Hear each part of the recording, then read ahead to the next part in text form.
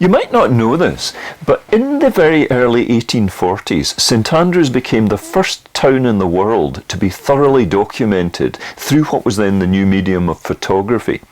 It happened because the university principal had invented the kaleidoscope. His name was David Brewster. He was an optical scientist, and he gathered round him a bunch of people interested in this new science of photography, or new art of photography. They weren't quite sure which it was.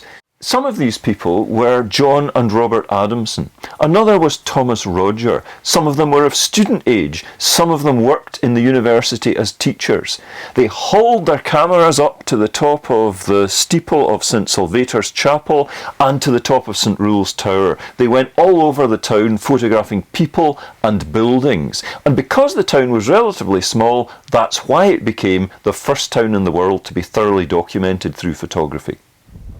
For many people, this is the University of St Andrews Career Centre, but for me, it's possibly the oldest surviving purpose-built photographer's studio building in the world. It was built by a man called Thomas Roger, who had been trained by the early photographers in St Andrews, who had a taste for Voltaire, who was a bit of a dandy, who had studied at the university.